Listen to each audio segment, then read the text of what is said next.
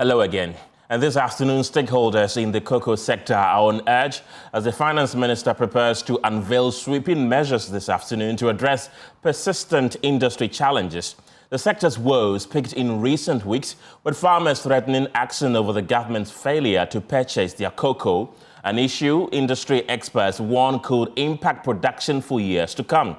First, let's hear from Samuel Adimado, who is the president of the Licensed Cocoa Buyers Association, on how these delays are affecting farmers.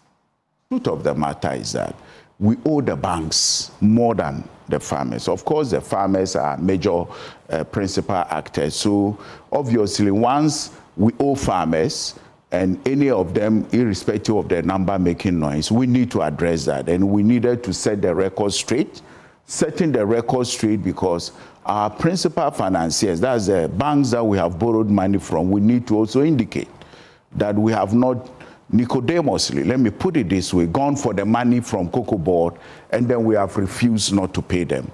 So, but Cocoa Board also owes you money? Yes, that is, Cocoa Board is our principal. How much you know? To go specific to the figures, as you know, some have indicated 10 billion, and 10 billion what? Ghana cedis, and CE indicated that it's around 11 billion. Now, let me also use this opportunity to indicate that it is not only this current season. Some of our members, 2025-26, 2 years ago, have not been paid. And on this channel, I indicated that to the tune of $185 million. They've not been paid. We haven't come out to raise any issues. So the situation is more complex. So Cocoa Board must find between 10 and 11 billion. Correct, as the issues are. And government, in a move to tackle the situation, has, through a cabinet meeting, sanctioned some major reforms for the sector, which spokesperson Felix Kwachi Ofosu told journalists will be announced by the finance minister, Dr. Kasiel Atto-Forson, later today. We have just concluded a lengthy cabinet meeting, which was an emergency session that discussed the cocoa sector and matters arising there. And at the end of the emergency session, decisive measures have been agreed upon regarding expedited payments of cocoa farmers, regarding the implementation of the most drastic reforms in the cocoa sector, with a view to achieving quantum leaps in domestic processing of cocoa as opposed to exports of raw materials, and various reforms to be carried out at Cocoa Board in order to ensure more effective administration and management of the cocoa sector. Now at 11 a.m., the finance minister will address the people of Ghana and announce these far-reaching measures as agreed upon at the end of the cabinet meeting.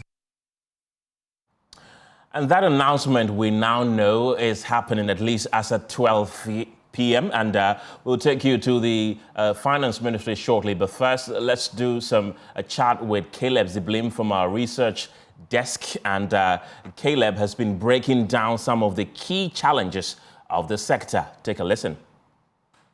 I think we have to understand why we are at the current situation. Mm-hmm. So a few years ago, I think about 2 or 3 years ago, cocoa prices started rising rapidly. Right. From about $2,000 per metric ton, we went to highs of $12,000 per metric ton.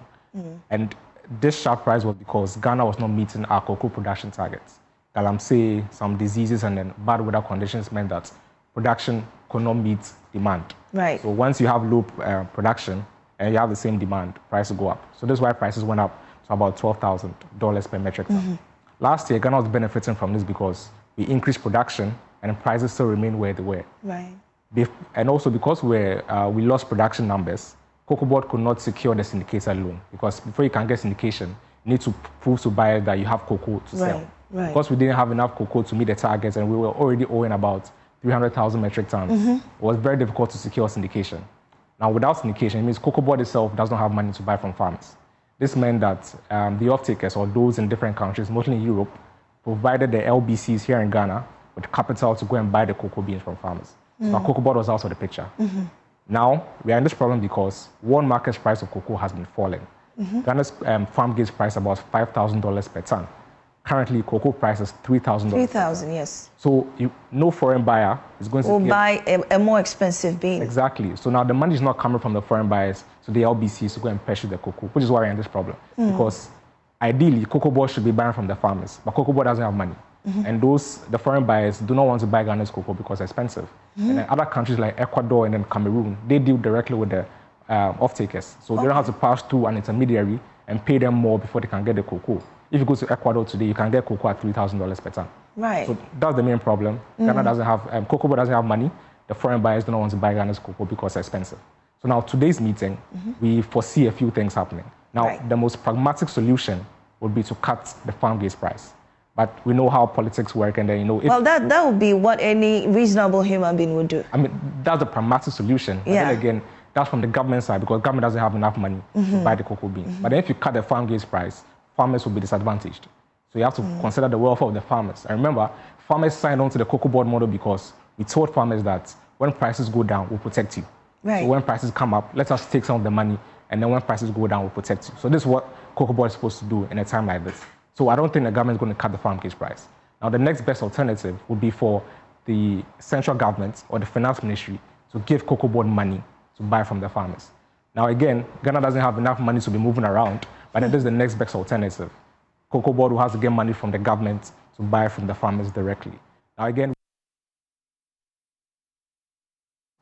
Well, let's take you live to the Finance Ministry and speak to my colleague Caleb Ziblim, who is monitoring affairs there. Caleb, how are things shaping up? Has the address started yet?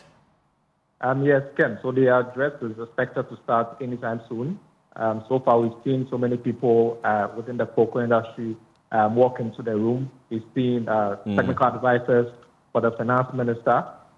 We've also seen the deputy finance minister, Dr. Ampen, and also the chairman of cocoa board. And I think cocoa board should be in anytime moment, and then the meeting will start. Again, this is a very crucial meeting, and you can sense the atmosphere in the air. There's so much tension around, and then so many cars coming in and moving out of the building. So again, this is a discussion on the outcome of what's going to happen to Ghana's cocoa sector. According to the reports we are getting, this is supposed to be an overhaul to the system that we are used to. So we shouldn't expect something all the indications are we are going to be surprised by the announcement. And then remember that we left the syndication market a few years ago, and currently the cocoa sector is primarily being financed by the off-takers. And because of Ghana's current cocoa price being way above the world market price, the off-takers don't want to pay. So the finance ministry is trying to pivot and focus more on value addition in country, with the processors expected to take center stage. So that's the situation here, Ken. Caleb, we were initially told by Felix Kwachi Ofosu that this address was going to begin at 11. We got to know that it's been moved to 12. It's now 22 minutes past 2 p.m. and it still hasn't started. Are you getting any indication the reason it has delayed? Yes, so we've been trying to understand the reasons for the delay, but everyone is a bit tight-lipped. But then we do know that the finance minister met earlier with cocoa processors, and then the CEO of Cocoa Board also met with some stakeholders earlier on. So probably they were ironing out some details after meeting with each of the stakeholders earlier today before they come out with some concrete policy direction moving forward. But again, we do not have any concrete reasons as to why the announcement has been moved forward from 11 to 12, and now it's past 2, with still no indication as to when it will start. And who is the most senior person you've seen there? I've seen the Deputy Finance Minister and also the Chairman of Cocoa Board. So the Chairman of Cocoa Board just walked in, I think, about 5 to 10 minutes ago, and with the indication that once the most senior persons enter the building, the meeting might start. How about the cocoa farmers themselves? Have you seen any of them there? No, I have not seen them, but they could be in a different meeting room because, again, the finance minister met with the cocoa processors, and that was in a different meeting room. So maybe the cocoa farmers who are being represented in a different meeting room. But where I'm at, I've not seen any cocoa farmers. Caleb Ziblim there at the Finance Ministry monitoring events for us. Thank you, Caleb.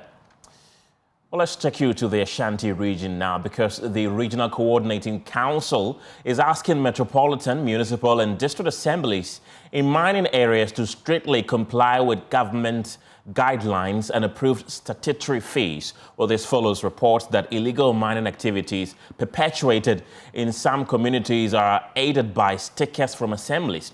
Well, our checks reveals the Upper Daintra East Assembly, for instance, charges 10,000 Ghana cedis per excavator for equipment largely used in illegal mining activities in Dunkwao. Now, at a meeting chaired by the Ashanti Regional Minister Frank Amwakohene, the RCC detailed that 1. Fee fixing by assemblies must strictly comply with local government guidelines and approved statutory processes.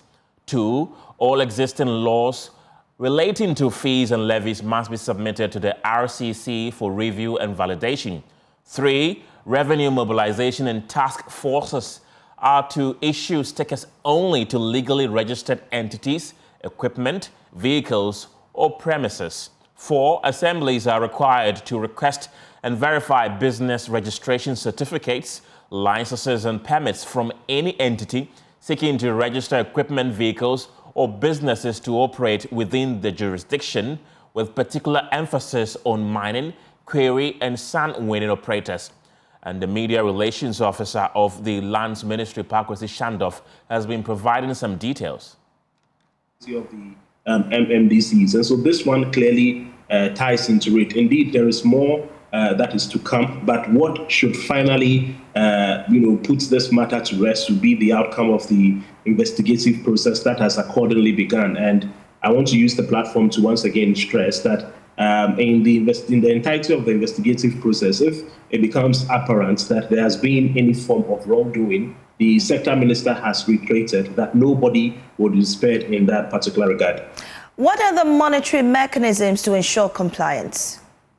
Well, so first off, like we have always been indicating, the National Anti-Illegal Mining Operations Secretariat is the body that has been mandated to fight the menace of illegal mining. The Amansia Central District actually happens to be one of the flashpoints where illegal mining is very prominent. Indeed, moments ago, we had reports that despite the expose, apparently illegal mining activities are still ongoing in that particular enclave. The next move that government is considering as part of the nationwide permanent deployment of NIMOS personnel is for that district to be an area of key concern. So basically, all I am saying is that very soon there's going to be 24/7 uninterrupted NIMOS deployment in that particular area to ensure that the issues there are kept in the bud.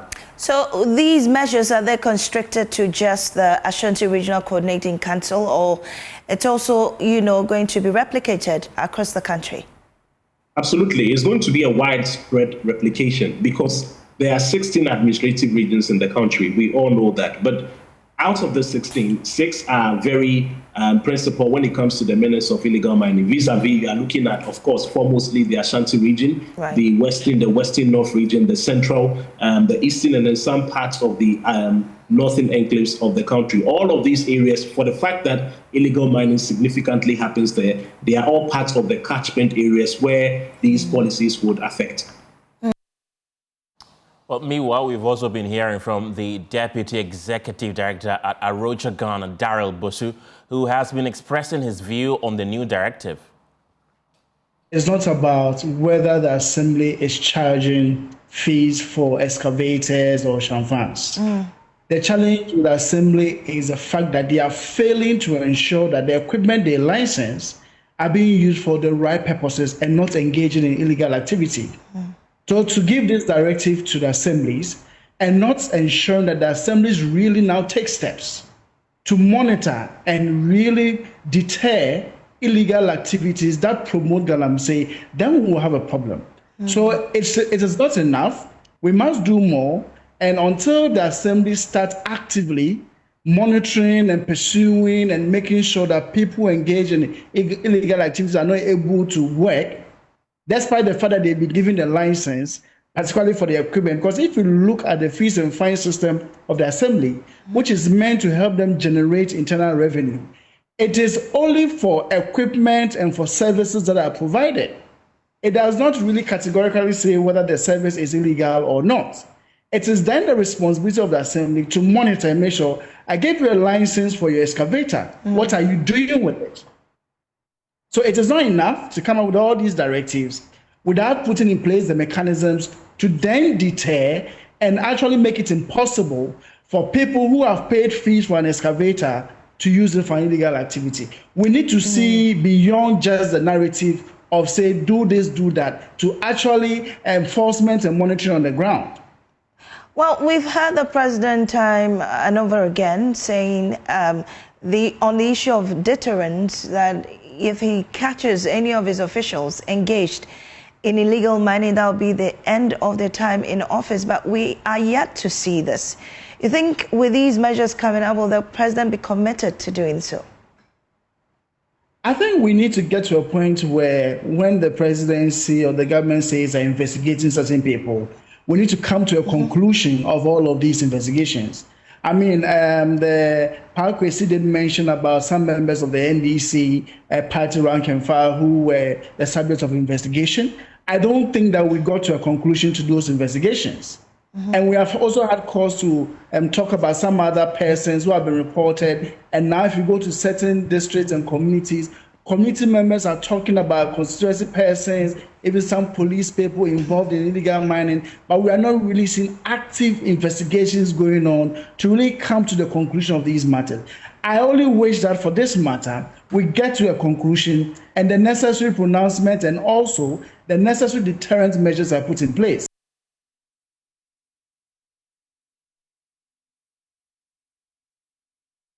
Let's get talking and speak to Awula Sewa from Eco-Conscious Citizens and Environmental CSOs. Awula, always good to have you on our show this afternoon. Should the regional minister not be applauded for at least this fresh directive that he's issued?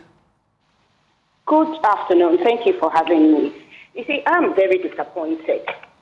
Joy investigators or journalists have given us an expose. We saw illegal activities taking place.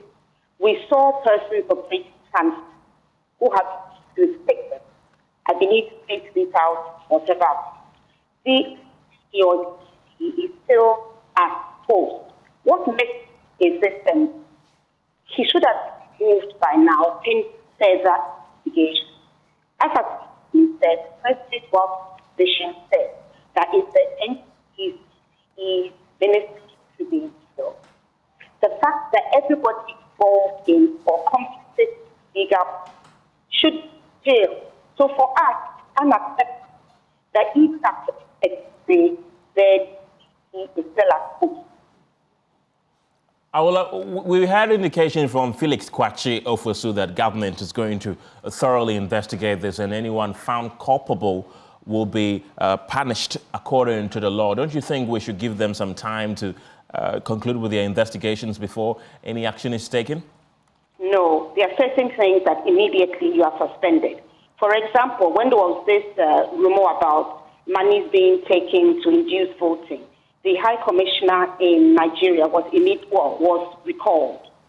I don't see that it makes people feel any degree of comfort to find out that if he is still at home. You can pen further investigation. But if he's still at home, it gives the impression that we don't appreciate the grasp of the situation. We are being citizens. We face an essential government saying fight illegal, and then we take conflict within some issue. There's a task force going up, stop government, but see that traffic can complete poison can. I don't think that we are in the seriousness of the situation. If we, the DC would have been immediately suspended, pending further investigation. Awula, do I then get the sense from you that the new directive that has been issued by the Ashanti Regional Minister is really much ado about nothing? Well, I wouldn't say it's much ado about nothing, but I'm saying that it's not going to the heart of the matter. The DCE did not deny what came out in the expose. He admitted that monies were being taken, that he was saying that it was to raise funds.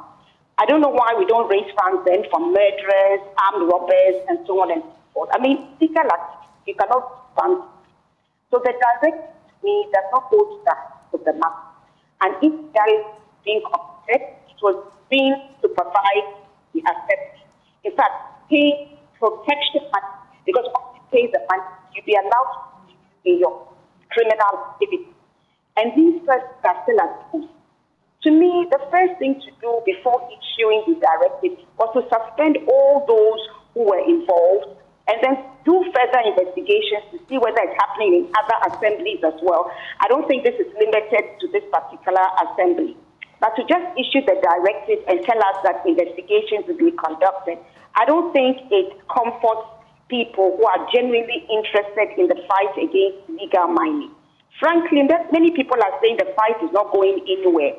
Because just like in the past administration, under this administration as well, there are too many people close to power who are alleged to be involved or complicit. Right, Wulasewa is with Eco-Conscious Ghana. Thank you very much for always responding to our calls when we need you. And later tonight, the JoyNews National Dialogue on Illegal Mining will take place, a sequel to our latest Hotline documentary, A Tax for Galamsey. This dialogue will bring together key stakeholders to discuss the documentary's findings. Kweku Owusu-Pepra is channel manager at JoyNews.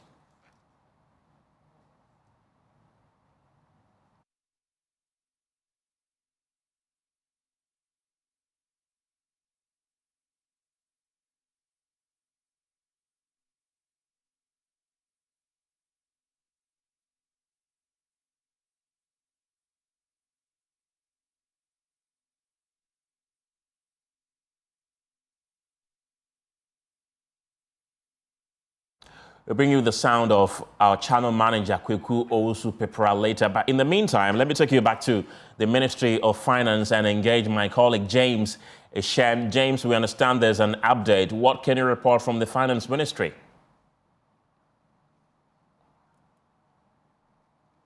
Hello, James Eshen.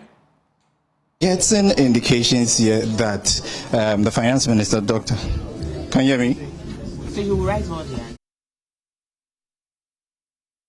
Time soon, and we've been in here for the past, let's say, an hour or more, and that is the situation we're having here. I mean, this all boils down to the fact that the issue that had to do with Cocoa Board and the challenges the Cocoa Board has been facing with respect to payment of these cocoa farmers. I mean, one of the key issues that we're having here had to do with liquidity constraint with respect to the Ghana Cocoa Board. Well, it's been, since the last few minutes, it's been quite tough trying to speak to some of the Cocoa Farmer Association. I mean, I have tried engaging them. All they keep saying, well, as we can, the minister and the deputy minister actually just walked in. So, Kenneth would have to go straight to them and pick the live. And we could also see the chief executive for the Ghana Cocoa Board also in here. That's right. So in your shorts, as my colleague James Eshen mentioned, is the Minister for Finance, Kasiel Atoforsin. We've also seen a government spokesperson mounting the podium, Felix Kwachi Ofosu there. They're about to address cocoa farmers, the press, and to a large extent Ghanaians on those drastic measures that they mentioned yesterday that they were going to announced to Ghanaians. Let's cross over live and listen in. Right, so we're still waiting for that particular press conference to happen. It was originally scheduled to happen at 11 a.m. It was later moved to 12, and now it's almost 3. And we're seeing in our shots that it is about to happen. There in your shot, in his suit is government spokesperson and the Minister of State in charge of communications, Felix Kwachi Ofosu there. Let's cross over live. Recent developments in the cocoa sector. The Minister for Finance has been designated by Cabinet to brief the nation on a raft of measures adopted to guarantee the sustainability of the cocoa sector and resolve all historical problems that have afflicted the sector. And the minister would presently make a presentation on same, after which he will take questions from members of the media present. So without taking any more of your time, let me welcome the Minister for Finance, the Honorable Dr. KCL Atuforsen, to brief us on the decisions taken at Cabinet yesterday. Thank you very much. Justice to suit me.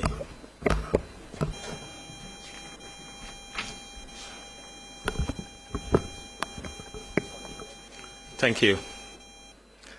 Good afternoon. I'm here to deliver a press conference on the cocoa sector reforms and financial viability and long-term sustainability of this sector. But before then, it's important for me to, before I go into the main reforms, it's important for me to give you a bit of a background and a context to the current situation. You recall that on Wednesday, 11th of February 2026, Cabinet convened an emergency session to deliberate over development in the cocoa sector. The session considered historical and systemic problems confronting the sector and took key decisions. The meeting noted the following development in the cocoa sector. First, the 2025-2026 cocoa season began in August 2025 with a producer price of 51,660 Ghana cedis per ton, calculated at 70% of the gross FOB of 7,200 United States dollars per ton, using an exchange rate at the time of 10.25 to the US dollar. On the 1st of October 2025, Côte d'Ivoire announced a new producer price, 20% above that of Ghana. In fact, this decision by the Ivorians, coupled with movement in the exchange rate, resulted in a significant difference in the producer price of cocoa between that of Ghana and Ivory Coast. The price difference had the potential to trigger significant smuggling of Ghana's cocoa to Côte d'Ivoire. As a result, the Producer Price Review Committee on Cocoa adjusted the producer price to 58,000 Ghana cedis per ton to reflect an exchange rate of 11.5 cedi to $1 US. The decision by the PPLC to increase the producer price of cocoa made Ghana's farm gate price competitive and stemmed the potential smuggling of our cocoa beans. From October 2025, unfortunately, the world market price of cocoa started dropping. While the price was declining, Cocoa Board continued to sell the beans until the price fell below $6,400 per metric ton, which is the cost of cocoa from the farm gate to the port. The causes of the situation and the way forward will be my next thing to address. The current situation is largely driven by the unwillingness of buyers to purchase Ghana's cocoa because it has become uncompetitive and very expensive. Cocoa from other producing countries is now selling at a price significantly lower than that of Ghana's producer price. Meanwhile, Cocoa Board did not have the liquidity to purchase cocoa from farmers and stock for hedging or other trading decisions. This was due to the financing model invented in the year 2024-2025, when the syndicated loan failed. Under that model, the buyers financed the purchase. By 2022, Cocoa Board finances had deteriorated badly. It defaulted and restructured the cocoa bills in the year 2023. For the first time in the history of the cocoa industry, in 2023, the annual syndicated suffered significant delays due to the loss of confidence in the Ghanaian economy and the sector. The first tranche was received on 22nd December 2023, 4 months after the commencement of the season. Cocoa Board projected an output of 800,000 tons and committed 786,672 tons in contracts in 2023 and 2024 crop season. However, actual production was 432,145 tons, a deviation of over 45% from the projected output. Variation in crop forecasts typically vary between 5 to 15%. Hence, a deviation of 45% was unprecedented and unacceptable. This resulted in a huge rollover contract of about 333,767 tons at an average price of $2,661 per ton. This resulted in a loss of over $1 billion United States dollars, which would have gone to the cocoa farmer or other stakeholders. In 2024, Cocoa Board could not pay the final tranche of the syndicated loan, which was due in July 2024, and received a $70 million United States dollar bridge finance from the Ministry of Finance to avert a default. Despite a commitment to repay the $70 million bridge finance owed to the Ministry of Finance, Cocoa Board defaulted, highlighting the dire financial strait of the organization at the time. This debt has since been inherited by the current administration and the current management of the Ghana Cocoa Board. Now I will take you to the proposed reforms. A careful, and I won't say proposed reforms, these are reforms that are going to implement immediately. A careful review of the cocoa sector over the last 8 years revealed gross mismanagement, which requires immediate and comprehensive reforms to address the challenges in the sector. Cabinet has therefore decided on the following reforms to guarantee a fair price to the cocoa farmer, secure the financial viability of the cocoa sector, and ensure the long-term sustainability of the cocoa industry. To bring relief to unpaid cocoa farmers, Cabinet has accordingly directed the Ghana Cocoa Board to commence immediate repayment of all affected cocoa farmers. 2, a new Cocoa Board bill will be presented to Parliament to implement an automatic adjustment of producer price to align with movement in the world market price, exchange rate, and other key variables, and guarantees a minimum of 70% of gross FOB price to be paid to the cocoa farmer. A new financing model for cocoa purchases and related operations with associated benefit for increased processing will be introduced effective 2026-2027 crop season. The current financing model was invented as a necessity after the syndicated loan failed, after 32 years of successful implementation, and it was proven not to be sustainable. In fact, it has proven not to be sustainable.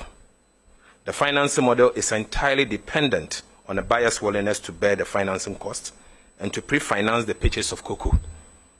The key motivation for buyers in the previous season was the rollover contract priced at a rate of $2,661 per metric ton, when the existing market price were above $8,000 per metric ton. Once the gap between the rollover contract and the market price closes, and the majority of the rollover contracts are serviced, the buyer will not be willing to pre-finance the purchase of cocoa crop. Alternatively, the previous syndicated loan model requires that Cocoa Board sells forward most of the raw beans to lock in the contract, which repays the loan and serves as collateral as well. This system did not allow Cocoa Board to optimize prices on the market.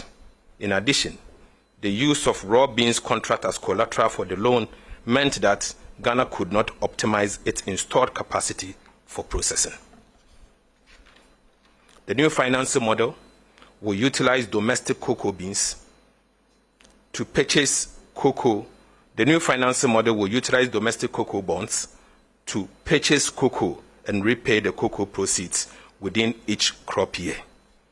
The bonds will be used to raise a revolving fund for Cocoa Board to turn around at least once during the season.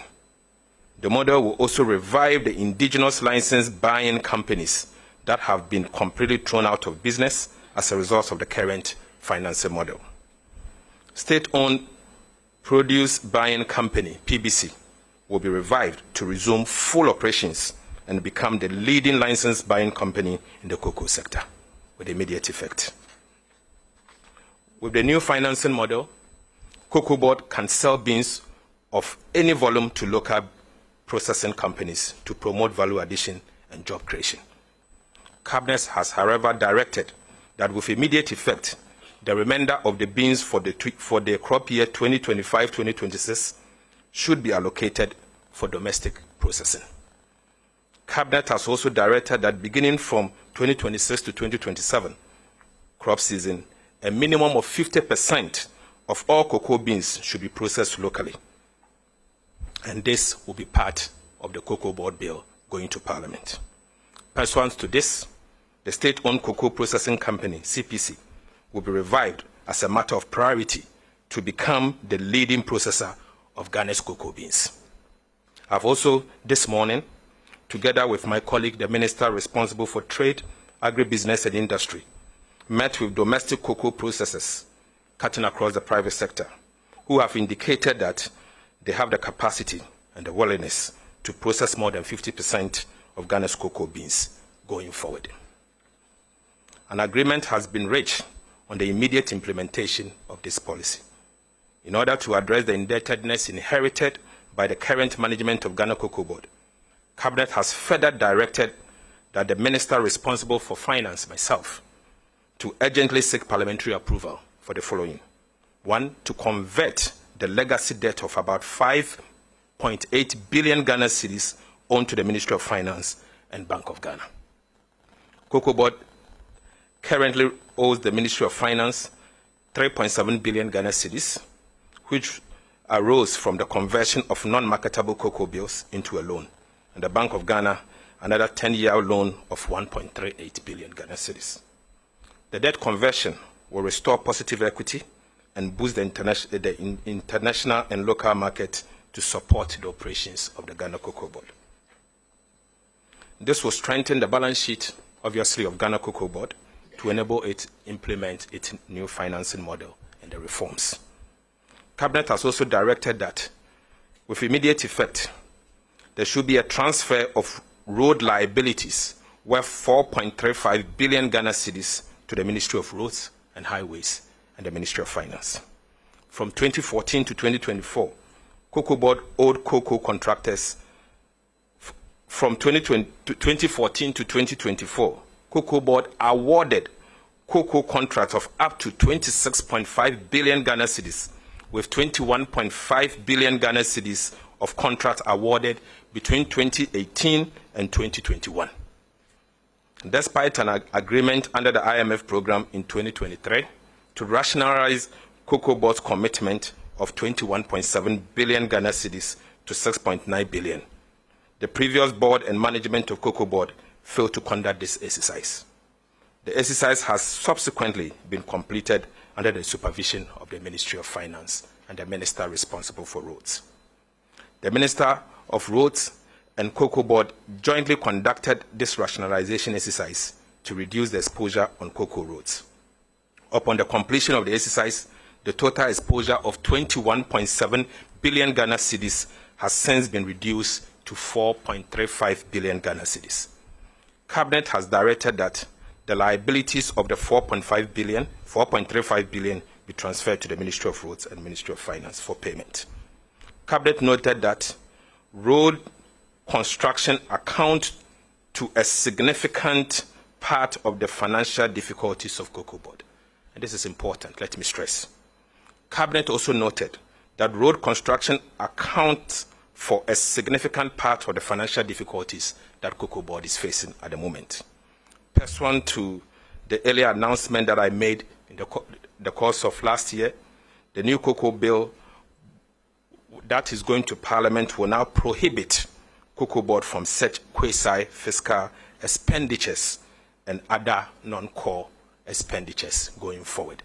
And it will come with punishment if they ever do so. An announcement as you recall, that I made an announcement in the 2026 budget that government of Ghana has secured a $500 million World Bank facility to construct agricultural roads, including cocoa roads. This particular intervention will take over the construction of cocoa roads going forward. To ensure accountability and transparency in the management of Cocoa Board and the cocoa sector as a whole, Cabinet also directed the Attorney General to commission concurrent forensic audit and criminal investigation into the activities of Cocoa Board over the last 8 years. And I repeat, Cabinet also directed the Office of the Attorney General to commission concurrent forensic audit and criminal investigation into the activities of Cocoa Board over the last 8 years. Cabinet has directed the Ministry of Finance to initiate also immediate reforms at Cocoa Board to streamline their operations and cut costs. Wasteful and uncontrolled expenditure practices are to be curtailed immediately. The world market price has dropped significantly from the average of 7,200 tons to 4,100 per ton, making Ghana's cocoa beans uncompetitive and creating liquidity challenges. To address this, the Producer Price Review Committee, PPRC, met this afternoon under my chairmanship to assess the challenges facing the sector and review the producer price for the remainder of the 2025-2026 crop year. In order to cushion the farmer, the PPRC has recommended that the farmer be paid 90% of the achieved gross FOB of $4,200 per ton, to mitigate the adverse impact on the farmer as a result of the fall in the world market price.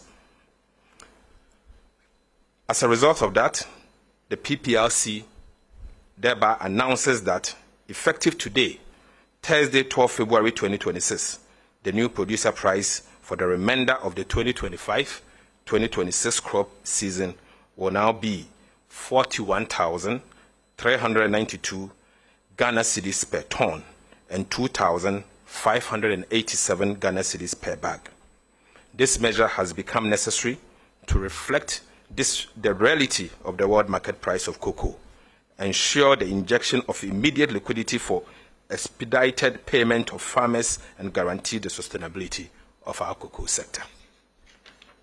In conclusion, government wishes to convey its sincere appreciation to the Ghanaian cocoa farmer and all stakeholders for their forbearance and sacrifice over the years.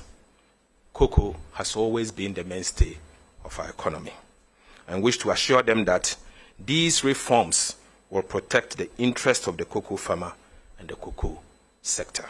In fact, we strongly believe this will transform the industry.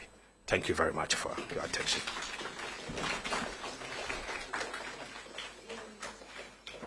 All right, at this stage, we would invite questions from members of the media present. Now, in order to maximize time and allow for as many questions as possible, we will limit each questioner to one question. So if you have a question, please walk up to my right here. There's a microphone. Identify yourself, ask your question, and then the minister would answer them. So we'll take 5 questions at a time. And I would urge that we limit the resort to lengthy preambles before the question. So any questioner can walk up here.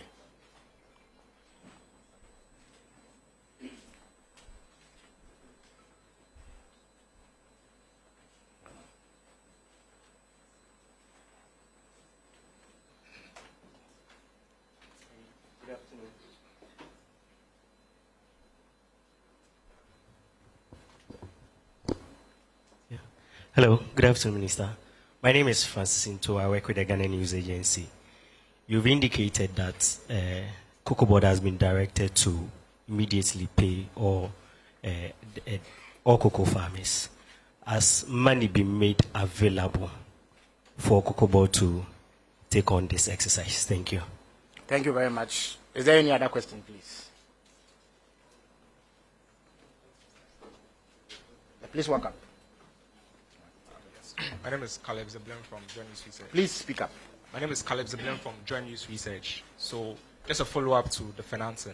Again, the source of financing for the remainder of the season, that's about 50,000 metric tons and 70,000 metric tons in production. Is it coming from the government side or from Cocoa Board side? And again, or is it, sorry, so the funding for the remainder of the beans for the season, that's about 50,000 metric tons, and that for the last season, I think about 70,000. Where the source of funding coming from? Is it from Cocoa Board's books or from the central bank's books? All right, thank you very much. So we have room for 3 more questions in this round. Okay. So if there are no further questions, the minister. Okay, I see a hand up, so please welcome.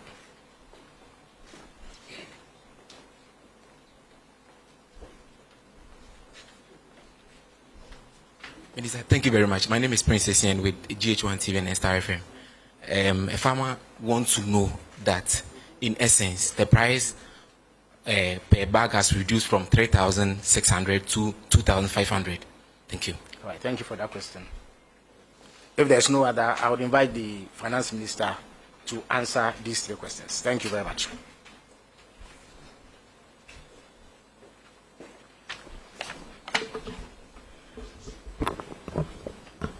Thank you very much. Yes, Cocoa Board is in a position to resume the purchases of cocoa, so there's no cause for alarm. Second question has to do with where is the money coming from? The central bank does not buy cocoa. It's Cocoa Board that buys cocoa. The 70,000 additional cocoa beans that will be mopping up will be sold to domestic processors, and they will pay for it. And when they pay for it, Cocoa Board will have obviously the money to be able to process the cocoa. But let me say that yes, today if you go to Abidjan, it is obvious that their price is far lower than that of Ghana, and that is why now we are not even seeing our cocoa going to Abidjan. The farmer has no incentive to smuggle the cocoa to Abidjan. In fact, if care is not taken, we'll see reverse smuggling rather coming into our economy.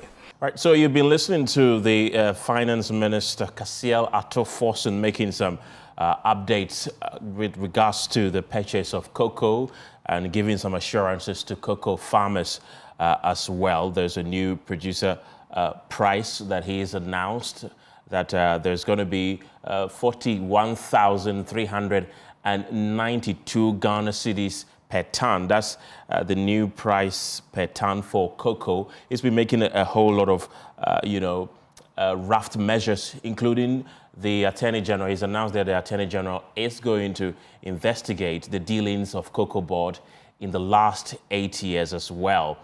Let's get talking on this and bring in Kwesi Pipra. He's an economist at Andrews University in the United States.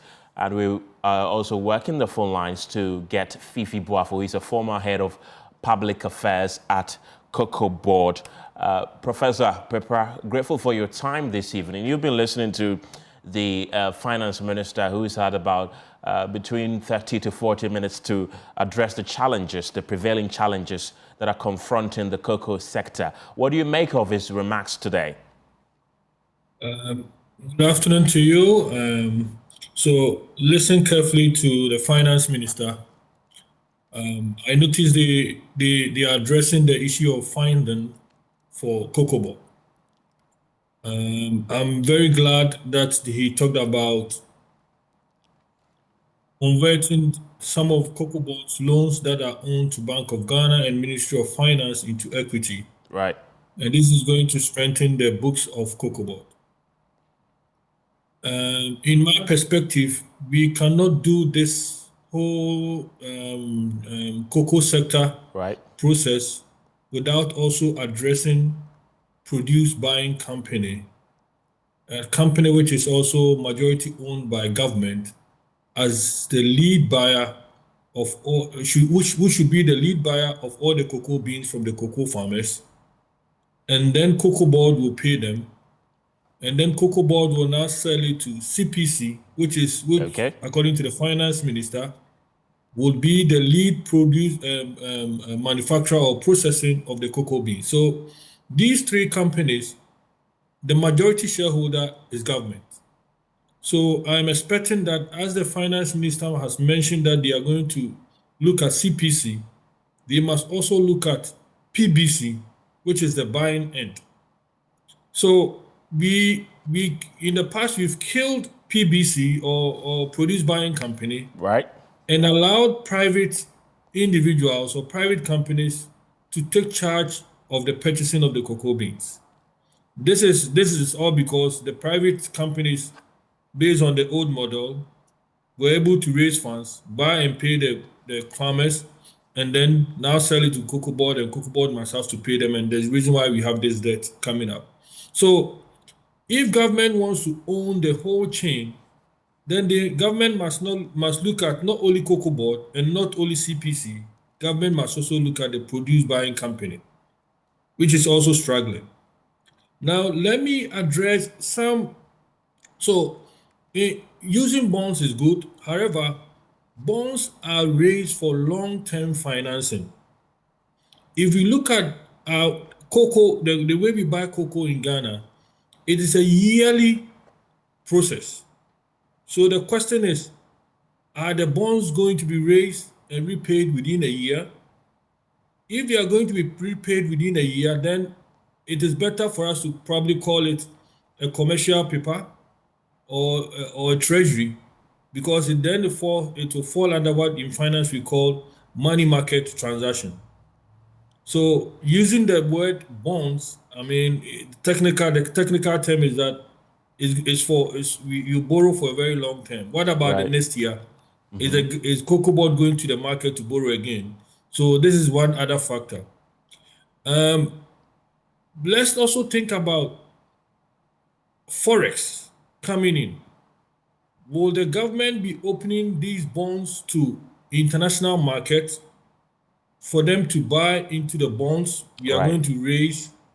Because remember, we need the cocoa proceeds to show up our trading account, which is our current account. Right. So if the money that we are going to raise is going to be raised in cities, then we may see some issues with Forex. My advice is that government must open up this bond market also to the international market. If I say international market, not to raise the money from international market, but allow international investors to also bring dollars, convert into cedis, and be able to purchase these bonds, local bonds. So in that case, we will find a way to still maintain our Forex that we need. The third angle for me is that if we allowed local manufacturers to convert our cocoa beans into cocoa paste, how are we going to monitor the inflows when they sell the cocoa paste outside the country? If by law we don't see these local, like the likes of CPC, selling the paste, or the other companies, private companies who are converting beans into paste, if you are not seeing them bringing in the Forex, we will go back to the situation that will not help the country receiving the Forex. Right. So the main thing is that we should be able to find a way to ensure that the Forex is in. My last point, probably based on this strategy, the market of bonds is very sensitive to market dynamics, especially in how your interest rate behaves. It has an inverse relationship between a bond price and interest rate. If the economy, there's any spillage or challenge in the economy to worsen interest rate, the bond market will not be attractive to investors. So government, as they do a strategy, they must look at this one and be able to find out that this strategy really works. So these are my major issues that I think that government, as they try to put up the bill, they should be able to look at it to be able to address them and address it holistically. Right, that's quite interesting, but there were a number of issues that were raised, and he also proffered a number of solutions as well. Let's look at a few of them. He said that effective immediately, that is starting today, for example, a ton of cocoa is going to be sold for 41,392 cedis, and a bag of cocoa is also going for 2,587 Ghana cedis. We are seeing a reduction, especially in the per ton. What do you make of that? Good or bad? I mean, as the world market price is going down, and then also noticing that our cedi is strengthening, I'm sure they are trying to make sure that still the cocoa farmer receives the large portion of the proceeds of the cocoa beans. The only challenge is that who pays for the differentials? Is it going to be the Ministry of Finance, or is it going to be Cocoa Board? So this decision alone is also going to worsen the debt burden on Cocoa Board, unless probably as the discussion is going to convert some of the debt owed by Cocoa Board to government into equity. This short decision before the year ends and the Cocoa Board starts the bond market transaction, the Ministry of Finance decides to take care of any loss that may arise from this perspective. Yeah.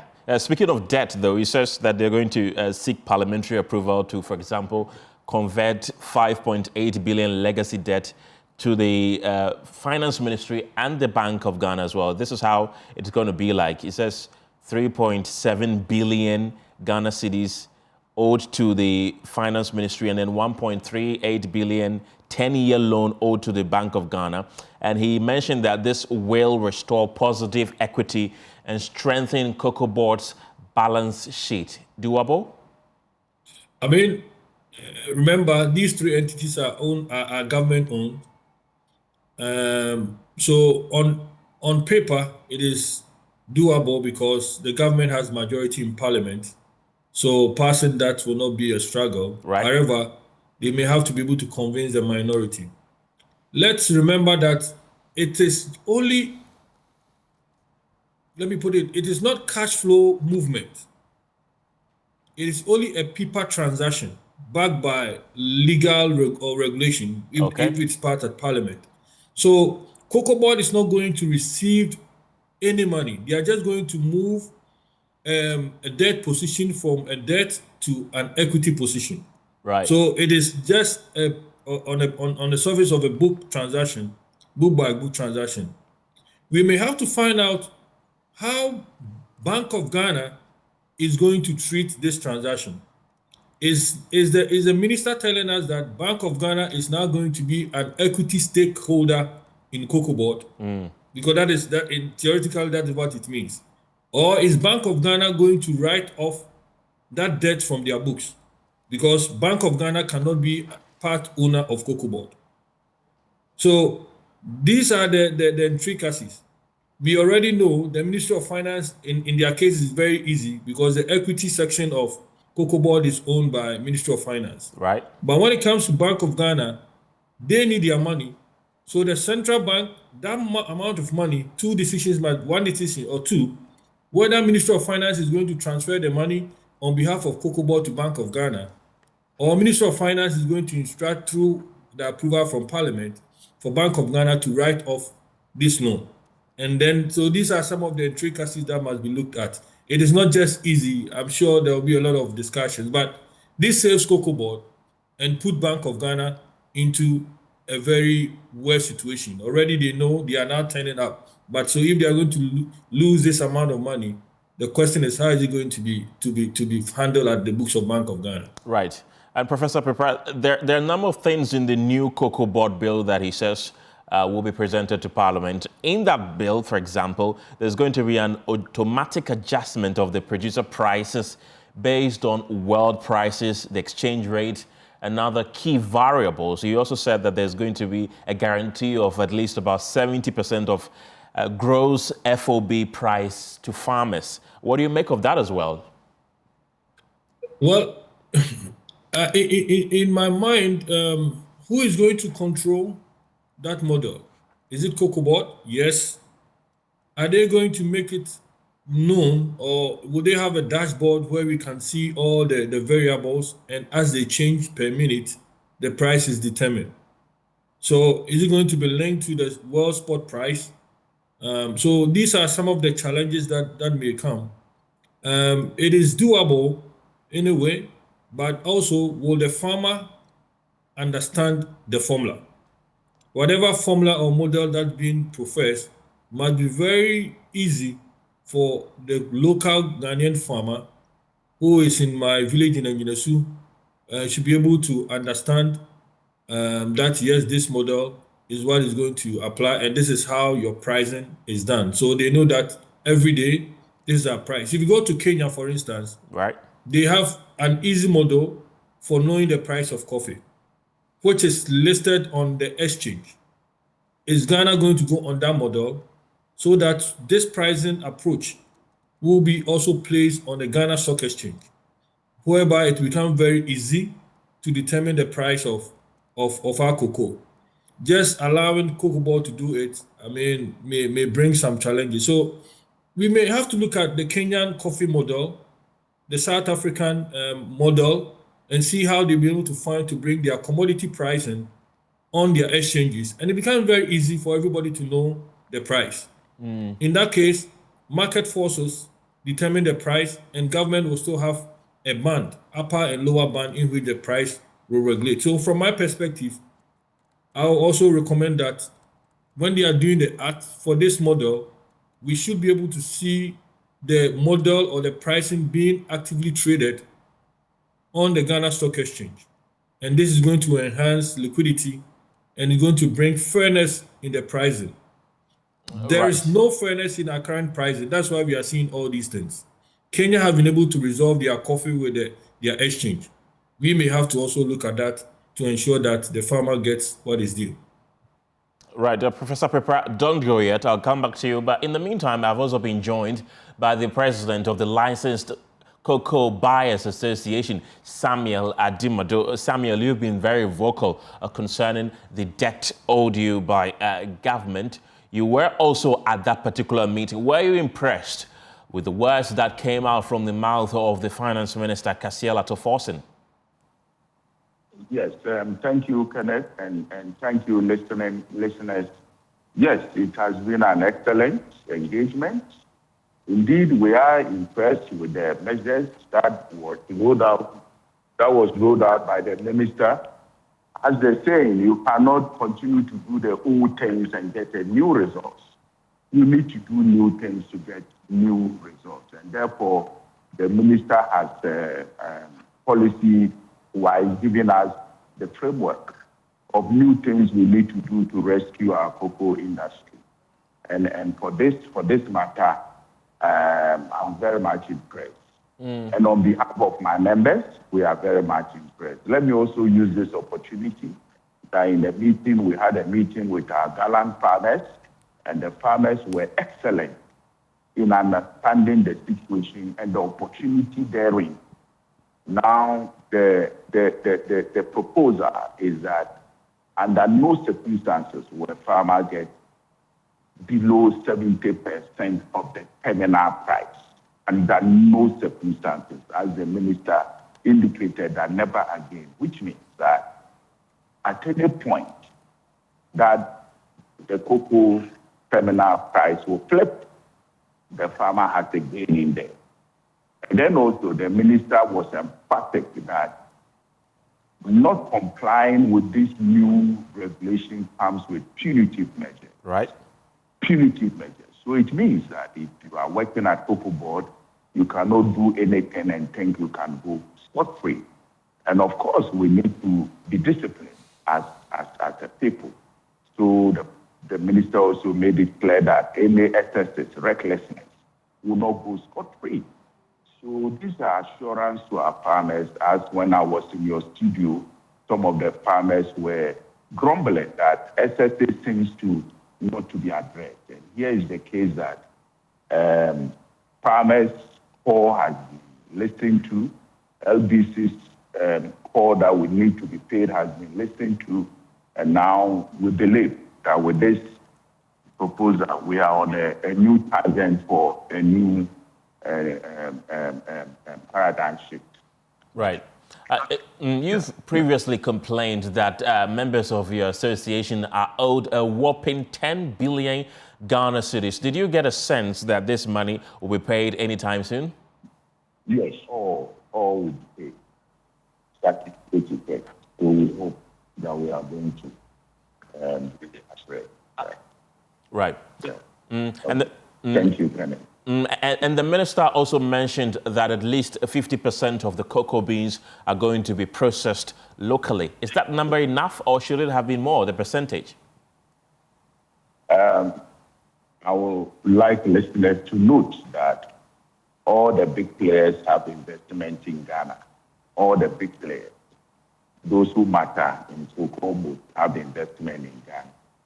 So the proposal of the minister, if you understand cocoa, is the perfect strategy that you should be able to position yourself on the market where you can take advantage of the market dynamics. So, of course, the minister says certain strategies are under his lips. I understand as a cocoa man. But to listeners, it's a perfect strategy that needs to be rolled out at this juncture, the situation we find ourselves in. Yeah. And is this in unison with all your members? Are all your members thinking like you are right now? Do they agree with the words of the minister? Yes, our members are cocoa companies. They understand the dynamics. They live by cocoa and they survive by cocoa. I want listeners to know that, as the minister indicated, cocoa is the mainstay of our economy. And again, the biggest employer, cocoa is the biggest employer in this country. So if you are working in cocoa, you should be able to understand the ups and downs of the industry. And our members were all here. The leadership were here. They were very confident, satisfied that this new strategy would take us out of the woods. Right. So tell me what really is new and different about what the minister said today.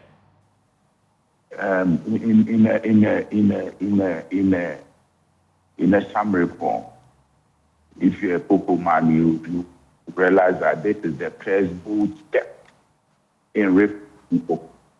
It's the first step. So the opportunity to reform our sector, to position us to any certain step. And that is one of the cardinal important points that we can cocoa look at. Of course, the operationalization of cocoa board, the operationalized cocoa board, to us, the supervisor of cocoa board was here that they would also engage with stakeholders.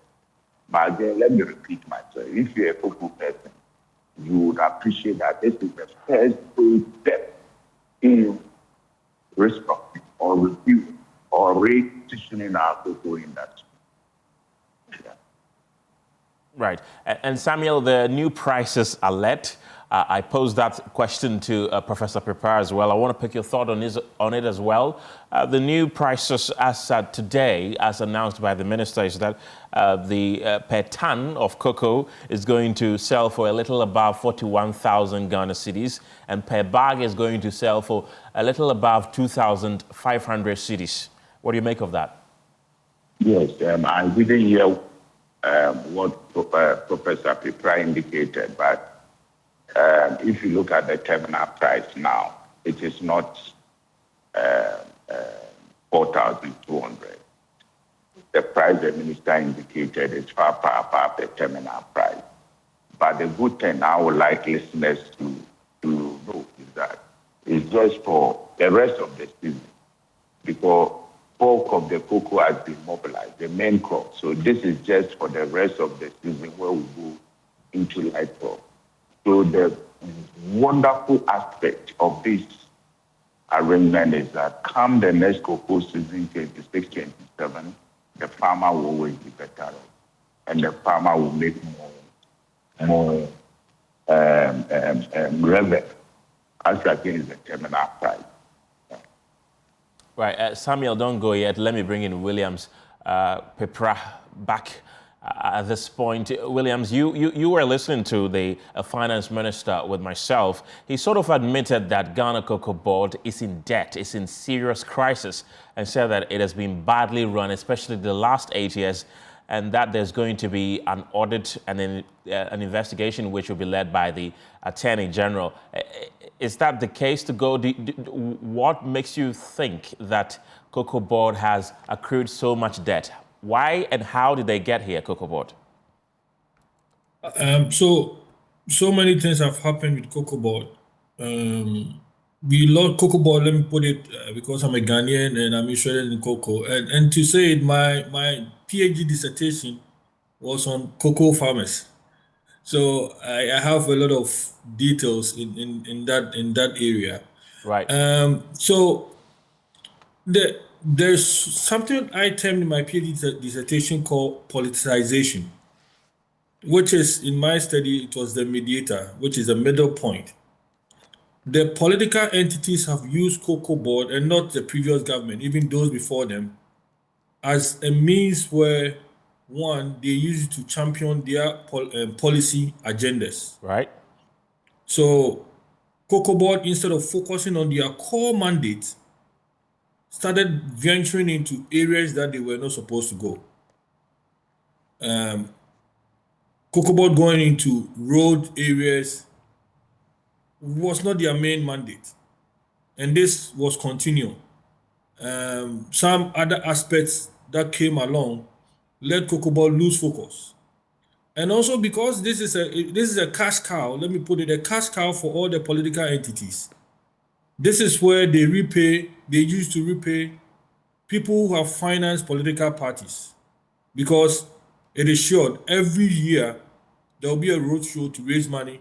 So if you have a Cocoa Board contract, good for you.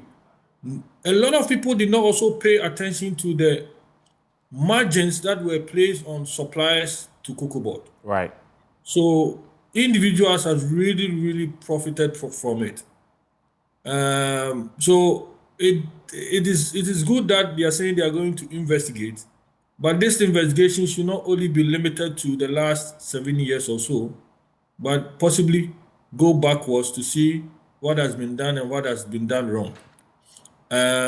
Will Cocoa Board be able to or if something is found out that's wrong, who is going to be held accountable? So for the supplier, they have a signed contract. Unless there's any proof that there was some collusion between the supplier and then the management or Cocoa Board and their board. So these are some of the issues. So it's going to be very difficult to find where the misalignment will come from. But in my perspective, the politicization of Cocoa Board is the main issue. That is where we must look at it and see how do we mitigate or reduce the political entities or players attached to Cocoa Board transaction. And this is what is going to be able to help us to resolve the issue. Right. I want to thank you very much for your time this afternoon. William Squishy Pepra is an associate professor far away in the United States. And earlier we heard from Samuel Adimado, who's with the Licensed Cocoa Buyers Association of Ghana. And a bit later today, though, the CEO of Cocoa Board, Randy Abbey, is having a meeting with the Ghana Journalists Association, spearheaded by its President Albert Jumfo. I want to believe that there's more fallout that's going to come out of it, and there's more clarification and explanation that the Cocoa Board CEO is going to give, in addition to what the finance minister gave to Ghanaians a while ago. Let's take you to Parliament now, because the minority in the House is calling for the immediate arrest of an NDC party executive who locked up the Tema Central office of the National Health Insurance Scheme this week. The lockdown was reportedly in protest over delayed appointments. In a statement issued minutes ago, signed by Dr. Nana Ayiwa-Friye, who is the ranking member of Parliament's Health Committee, the Minority Caucus expressed grave concern over what they described as an unlawful act, a direct assault on public order, and an unacceptable obstruction of essential healthcare services. Well, the caucus has also outlined key demands in response. Here are excerpts of that particular statement.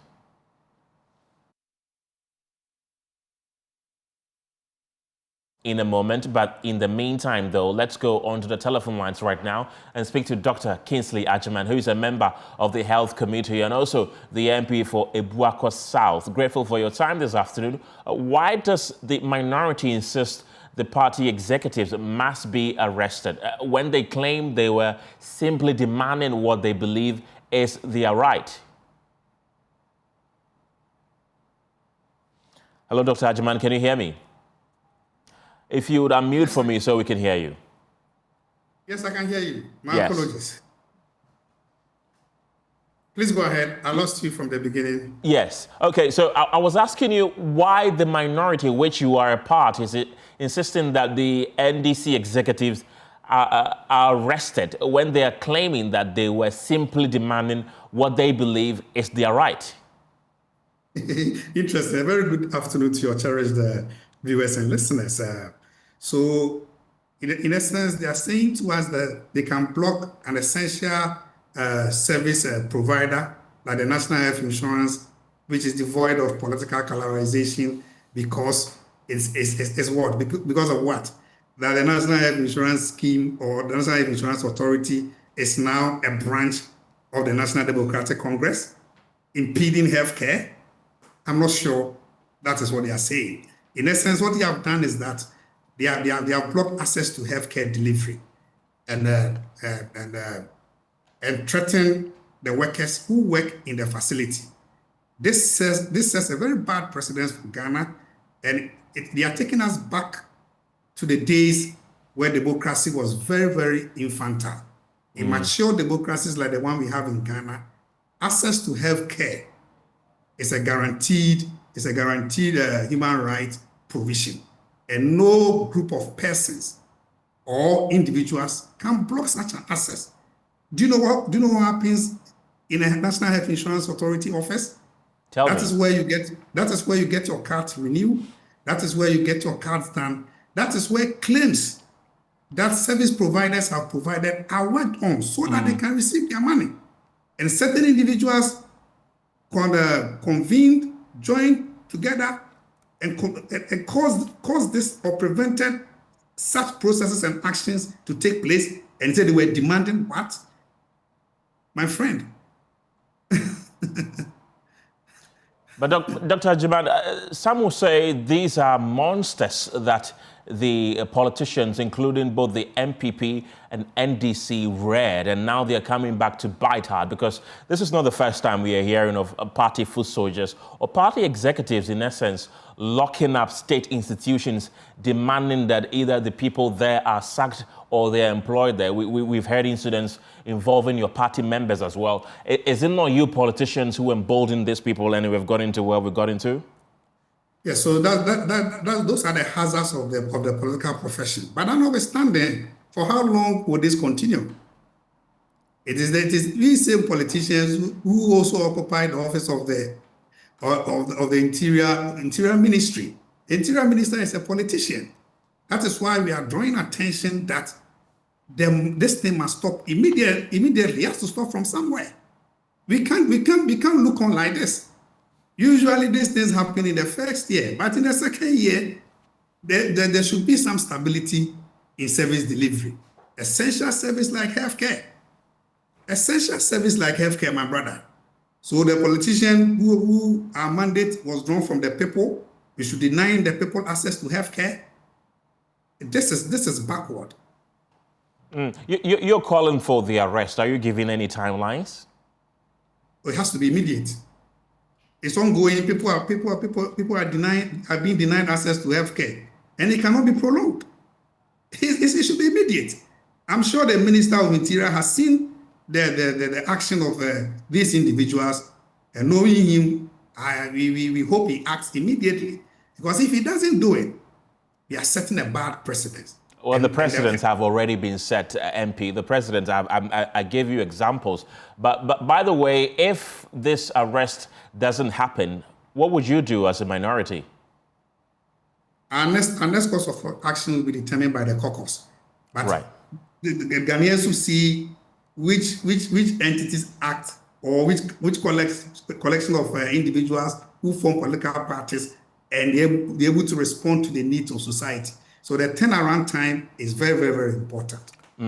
Dr. Kingsley Agyeman, glad you could join me this afternoon. He's a member of Parliament's Health Committee. Let's run you through briefly some of the demands of the Minority Caucus, which he is a member. They say that the action constitutes unlawful interference with a public institution and that no political grievance justifies shutting down a National Health Service office.